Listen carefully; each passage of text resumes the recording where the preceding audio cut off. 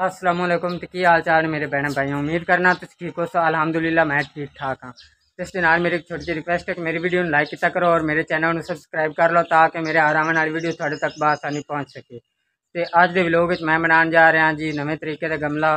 इंशाल्लाह उम्मीद करना भी थानू पसंद उसी। अगर थानू पसंद आए तो मेरी वीडियो लाइक करे और मैंने कमेंट लाजमन दसिया भी थानू किवें दा लगा है। चलने चल के हुण आपां गमला बनाने।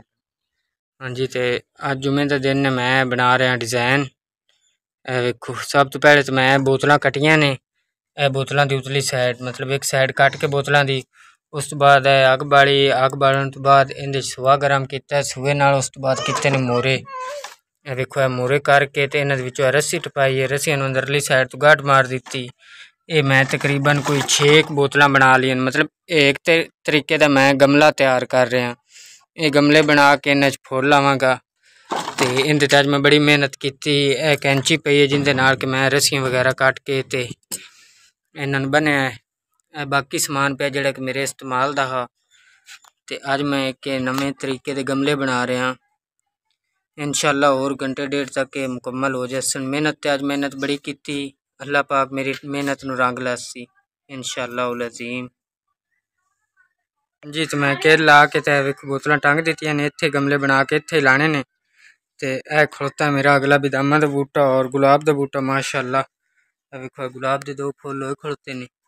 तो बदाम भी वधदा जांदा है। तो नाल ही मैं ला दिते ने गमले क्योंकि इन्हां फुल वगैरह लिया के लासा और सुबह सुबह बड़े सोहने लगे करसन जिस टाइम खिले करसन। तो हुण चलना चल के वाही च पटना मिट्टी। तो मिट्टी पट के लाने क्योंकि वो वाही की मिट्टी हुई ना फिर उनके जोड़ा भी बूटा मतलब फुल वगैरह लाया वो जल्दी हो पोसी। तो हुण चल के मिट्टी पट लेने आप किसी शहर। हाँ जी तो मोहम्मद अजीम तो मैं अखाड़े ते आ गए हैं। तो मोहम्मद अजीम मिट्टी पटता पे में गिल्ली गिल्ली ज़्यादा पानी भी ना हो। तो इस तरीके की मिट्टी सन चाहिए क्योंकि गमले पा के तो फुल वगैरह ला दिसा। हाँ जी तो इतनी एक मिट्टी असी बारली बाल्टी क्योंकि जितनी एक सन चाहिए है ये तकरीबन उन्हें 6 बाल्टियां बड़ी है। तो उन्हें लैके चलने घर उन्हें गमले पहले भरने मुड़ उनके बूटे वगैरह ला दिसा। हाँ जी मैं मिट्टी लिया के तो खाड़े तो इन भर दी है। वेखो मिट्टी तकरीबन सारिया इन 6 बोतलों भर दी मैं। तो उत्तों थोड़ी थोड़ी जगह छड्डी पानी लावन वास्ते। तो ये मैं इत्थे लगे हुए उत्ते मतलब मिट्टी भर दी। अगर तुसी चाहो बनाना चाहो तो तुसी हेठा भी मिट्टी भर सकते इन्हें।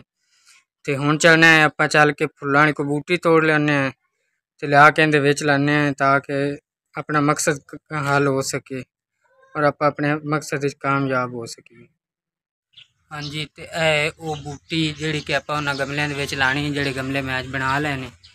वेखो कबरां उत्ते लगी हुई है। तकरीबन 3-4 कबरां उत्ते लगी हुई। तो चाचू नसीर होर भी आए खुड़ते ने। हाँ जी चाचू जी की हाल चाल ने? ठीक हो चाचू जी? अच्छा चाचू जी मैनू बूटी की जरूरत है। मैं घर जाके लानी है गमले च बनाने उन्होंने। अच्छा पट लवां मैं चाचू जी? ठीक हो गया। मैं अगे ता नहीं पट्टी मैं कि चाचू और तो इजाजत लैके तो फिर पटसा क्योंकि मुड़ गुनाह होंदा है ना बगैर पूछी इजाजत। ठीक हो। हाँ जी तो इतनी एक मैं पट ली क्योंकि 6 बोतलों वास्ते उन 6 गमलों वास्ते बहुत है। तो ये चल के लाने उन उत्ते अल्लाह पाक खैर करसी। अपनी मेहनत में अल्लाह पाक रंग लावेगा इंशाअल्लाह उल अज़ीम।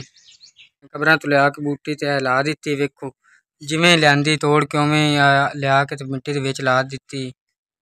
तो इंशाअल्लाह उल अज़ीम हुण उम्मीद की जाती भी अल्लाह पाक करसी तो कामयाब हो जासी। इहदे फुल लग जासन। डोडियां अगे भी लगी हुई ने वेखो। तो थोड़े दिनों तक ही मतलब फुट पोसी इहदे फुल उवें लग जासन। तो अल्लाह किता आप अपना गमला बनाने कामयाब हो गए हैं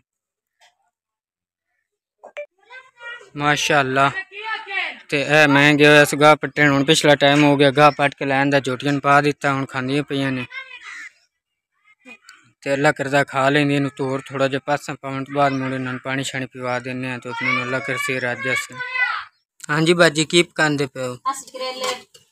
करेले आज काफी दे हो गए करेले बनाए मैं आज करेले बना लेंगे। हाँ जी तो हम करेले फ्राई कर दे पे? हाँ जी माशाल्लाह करेले फ्राई होए खड़ोते हैं ला के मसाला बनाने हैं मरचा ते टमाटर कटे पे ना प्याज कटे पे लाओ ले तुम मसाला बना के तुम ठीक हो गया बाजी। हाँ जी बाजी सालन कितने पहुंचे?